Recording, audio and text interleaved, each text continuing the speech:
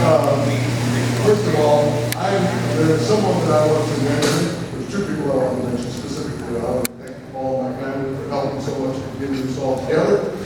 But I want to specifically mention someone that I know her grandmother would be overly proud of her.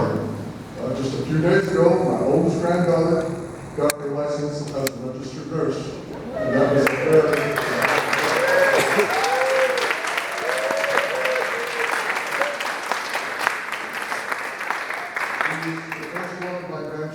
graduate from college and I hope all 7 of them eventually marry. And they will.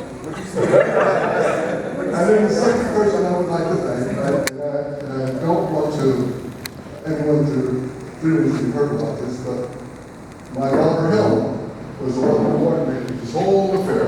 She's done all the things. She's worked diligently and very hard throughout this whole last week to get this going and put this together. And so I would want to thank her very much. Right.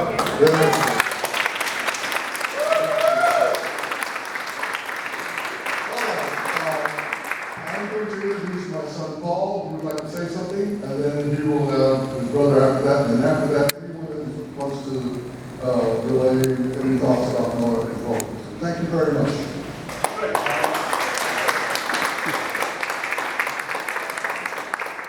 I'm going to try not to read so much, but I'm not great at speeches. But I just want to, I'm Paul.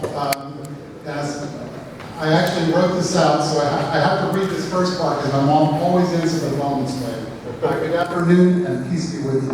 I'm Paul, the second son of Nora's. And I just want to take a few minutes to go over a few things that, that made huge impressions on me that my mom passed on to me. Let's see here. Again, try not to read, but it's hard without a piece of paper. But so my mom was, she was confident, caring, and she was brutally honest with most people. Especially if you asked her, she would tell you exactly what was on her mind, always. You could count on that. But I feel that my mom and myself, we had a very strong bond. And that was based on the fact that we were honest with each other all the time. Maybe to a fault at some point, but we were brutally honest with each other. And it's weird. I had this weird connection with her where I felt like she always knew where I was coming from, and vice versa. I kind of had the sense that I knew where she stood. So what I learned from that is that even if you don't agree with somebody, you should always respect their opinion. A valuable lesson that I learned from my mom. Oh, where are we? Okay, my mom was also confident. She always did what she wanted, regardless of what anybody thought. And that's a rare quality in people. You don't see that very often. Recently, she had been telling us stories about her childhood, and she kept on mentioning that her mother, Nellie, would tell her that she needed to tell everybody that she was Nora Boland. She would tell her to never let anybody tell you who you are because you are Nora Boland. So, that's the thing with my mom, is she really knew who she was. There was no doubt that she knew who she was. And that's another very rare quality that you don't find in most people. So that's something I took away from her as well, is be yourself and be confident in yourself. Okay, so confidence. I'm going to tell a story about my mom's confidence. Several years ago, well, back in the 90s, my mother and I went to a friend of mine's funeral. Who are here? Went to his wedding. Scott Whitman. Very small wedding, and the reception was at Scott's parents' house. And so we went to the reception. We mingled with some people for a few minutes, and then we went outside for a smoke break. And that was my mom's pipe smoking phase. So we went out back. We said hello to the people that were standing around, and then my mom pulls out a corncob pipe, packs it with her Captain Jack tobacco, blows it out, and just smokes it right there. And I'm just thinking, the corncob pipe? Really? But, she didn't care. She never did. She was never really concerned with what other people thought of her. She was going to do what she did. And that's something that I valued, immensely. And that's carried on throughout my whole life.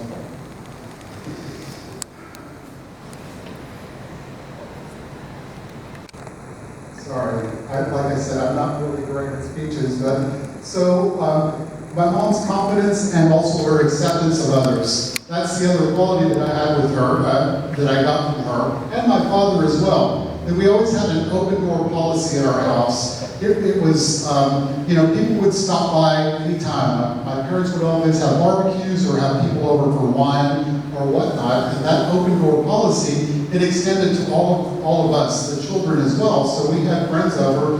David was there, I'm sure, a few times. And it was an open door policy. And it was I think that's when my mom was at her peak. I think those were the golden years of my mom. She was, there were all these kids that were coming around. My mom was going through college, so she was getting her higher education. John's band would be playing in the back. So there was all these people that came together in our house. And the thing with my mom is that she would welcome them in, of course, but she would also engage them. She would talk with them. She knew them, and she would talk to you on a one-to-one basis. And she did that with everybody. And I think that was welcoming and made people feel welcome. And that's why I think our house was alive. It was, vibrant. And I think during those times, my mom she shined. I mean, that was her golden time in my eyes, of course.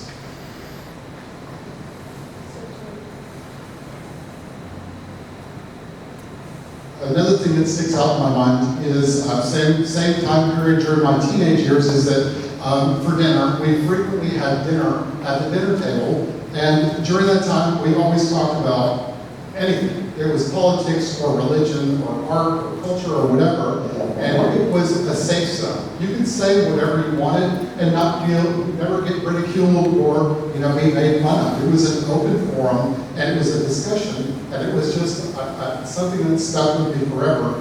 It's you had that peace of mind of knowing that you could express your feelings, and you could give your opinion, and not have the fear of being ridiculed. So that's something that really stuck with me throughout the years.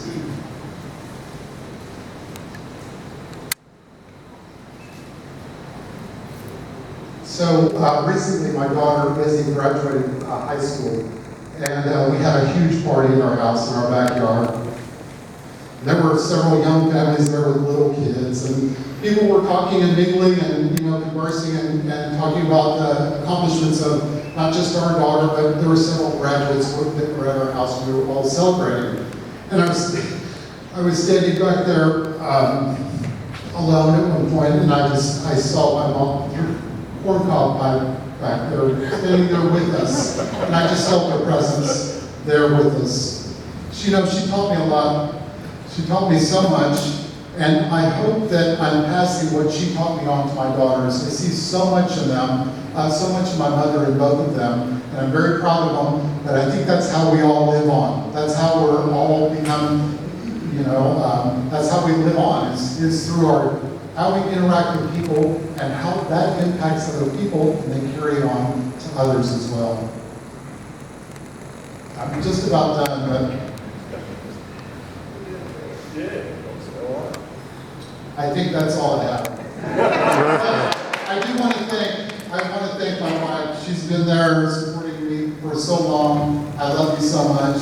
Thank you to all my family, Heather and Alma, for getting this together, and John, of course, The Rock, So thank you guys so much for coming. I appreciate it. My mom was a wonderful woman. I had a few things to say. It was so hard to wrap it up into one little 5-minute speech. There are so many more stories. My buddy Pat has been with us since 3rd grade, and he, grew up in our household. I'm sure he has, plenty of stories as well. But it's interesting that how many people reached out to us and told us the same thing, which was how my mom, in some way, small or big, had made an impact or an influence on their lives. And for that, she'll live on. So thank you guys.